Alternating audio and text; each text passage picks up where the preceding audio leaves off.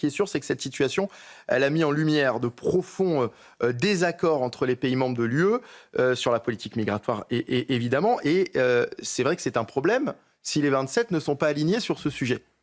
Oui, tout à fait, c'est un problème. D'ailleurs, on voit deux camps un peu, donc l'Italie, le Danemark et tous ceux qui souhaitent vraiment être sérieux en matière d'immigration illégale, donc de ne plus laisser des clandestins arriver, et puis d'autres comme l'Espagne qui trouvent que ça va tout à fait bien de faire des régularisations, ce qui constitue un appel d'air manifeste pour l'arrivée de clandestins.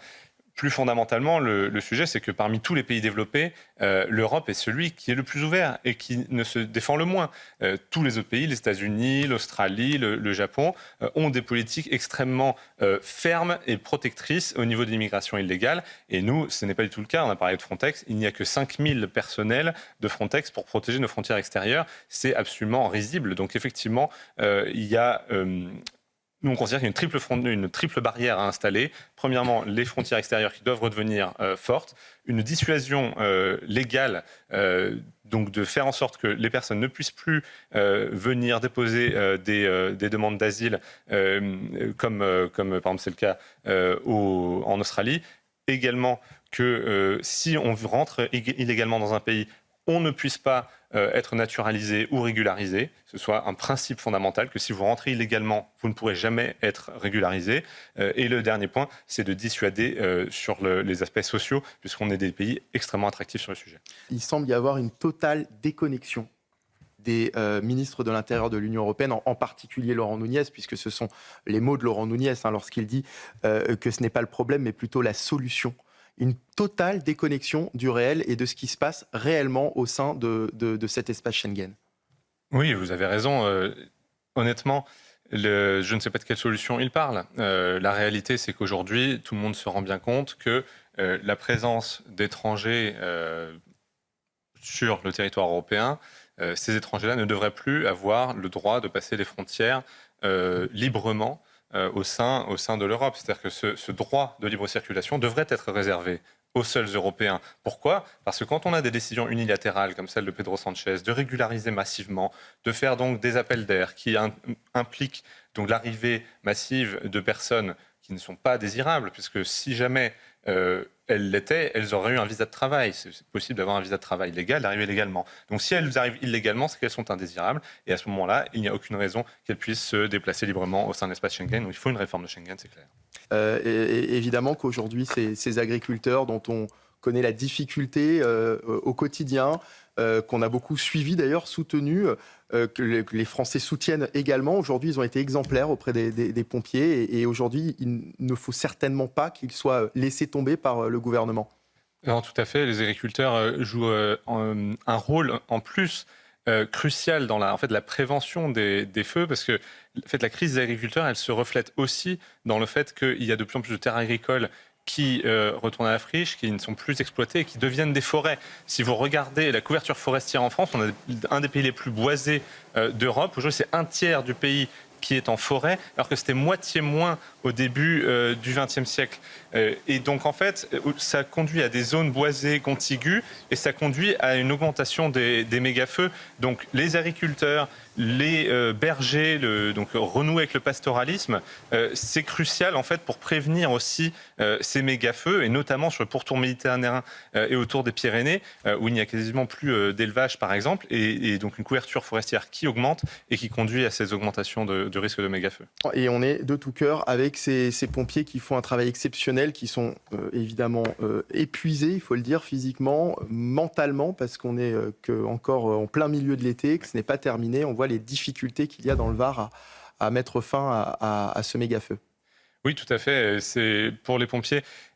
Quelque part, on a une responsabilité envers eux aussi de mieux prévenir ces feux, parce qu'une fois qu'il est là, on voit bien la difficulté et les moyens considérables qu'il faut mettre en œuvre. Comment prévenir ? Alors, comment prévenir ? Déjà, en appliquant les réglementations. Parce que, par exemple, il y a des obligations légales de débroussaillage qui ne sont appliquées que dans à peu près 30% des cas, et aussi du fait des réglementations imposées par les écologistes, les réglementations environnementales. Je peux donner un exemple. En 2023, justement, le législateur, donc le Parlement a dit que le débroussaillage était d'intérêt national, d'intérêt général, et donc qu'il fallait y procéder, et bien, le 6 février 2026, le Conseil d'État, donc la juridiction administrative, à la demande de la Ligue de protection des oiseaux et d'autres organisations environnementales, est revenu là-dessus en disant que dans les cas où il y a des espèces protégées qui pourraient être gênées par le débroussaillage, alors il faut demander une dérogation après avoir fait un audit. Donc autant dire qu'en fait on ne fait plus de débroussaillage.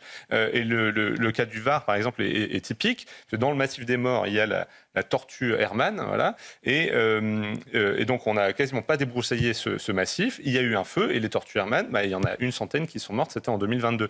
C'est-à-dire qu'on est sur un truc complètement ubuesque, où il faut libérer effectivement les capacités des pompiers, mais des maires et des préfets à prévenir les feux en faisant ce qu'on sait qui fonctionne, c'est-à-dire le débroussaillage et aussi l'usage des sols en finalement contenant aussi la forêt et en s'en occupant mieux. Aujourd'hui, nos forêts sont complètement laissées pour compte. Florian Gérard-Mercier, il fait quoi là ici, Gabriel Attal? Il est dans le spectacle ou il y a de réelles propositions derrière? Alors, il y a des réelles propositions derrière. Si vous regardez son interview au Figaro sur le sujet, il mentionne par exemple le fait qu'il puisse... parce que la loi, par exemple, donc c'est l'article 322... Oui, il y a des lois qui existent déjà. Du Code pénal qui réprime assez fortement l'occupation illégale en réunion. C'est 1 an de prison, 75 000 € d'amende et la confiscation des véhicules, donc quand même assez fort. Sauf que ce n'est pas appliqué en réalité. Et donc, ce que Gabriel Attal propose, c'est d'une part qu'il y a un responsable de convoi qui soit nommé et qui puisse être poursuivi pénalement. Et deuxièmement aussi, le concept que les personnes, les gens du voyage payent davantage quand ils causent des dégâts, et notamment dans les cas où ils occupent illégalement des terrains. Donc c'est à la fois de la communication, bien sûr, mais beaucoup aussi... de communication, parce qu'il sait très bien que ça va se passer comme ça. Oui, ça, je suis d'accord. Voilà. C'est certain qu'il, quelque part, il l'a cherché pour la séquence médiatique, voilà, mais ça s'inscrit dans des propositions concrètes. Des Français, Florian Gérard-Mercier, je le disais, particulièrement résilients face à cette hausse des prix du carburant qui dure. Vous vous rendez compte, bientôt 5 mois maintenant. Oui, c'est 5 mois sans vraiment d'action du gouvernement. Dès le début, en fait, il y a eu des mesures qui ont été prises quelque part temporaires pour aider les grands rouleurs. Mais là, on n'en parle plus, c'est-à-dire qu'on a l'impression que c'est devenu la norme. Dans ces 2 € le litre, il faut s'habituer, ça va être comme ça tout le temps. Exactement, sauf que le problème, c'est que les Français, comme on l'a bien vu dans votre sujet, changent leur comportement, et en changeant leur comportement, ils consomment moins.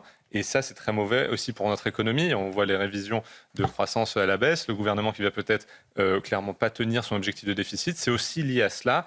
Et c'est là où une action comme par exemple suspendre les certificats d'économie d'énergie aurait pu permettre de baisser le prix à la pompe de à peu près 17 centimes sans impacter le budget de l'État. C'est des choses qui n'ont pas été mises en place un peu par dogmatisme. C'est que c'est en train de devenir la norme, en fait. On est en train de faire avaler la pilule aux Français. Alors, maintenant, le 2 € de litre, ça va devenir le prix auquel il va falloir s'habituer. C'est ce qu'on comprend. Honnêtement, je ne sais pas à quel point les Français vont pouvoir s'y habituer dans la durée. Ici, il va y avoir forcément un peu une limite, on la voit déjà. Je trouve très résilients, les Français. Les Français sont très résilients, mais les conséquences économiques, en tout cas, sont terribles. C'est-à-dire qu'il y a, on l'a vu, un aide-soignant qui va moins loin, qui laisse certaines zones, et les budgets qui sont contraints. Tout ça va s'en ressentir sur les recettes fiscales et le budget de l'État, parce que si les Français consomment moins, eh bien, c'est aussi moins d'activité économique. Donc c'est quand même très inquiétant, et c'est étonnant aussi que le gouvernement ne fasse pas plus, quelque part, pour aider les Français dans leur ensemble.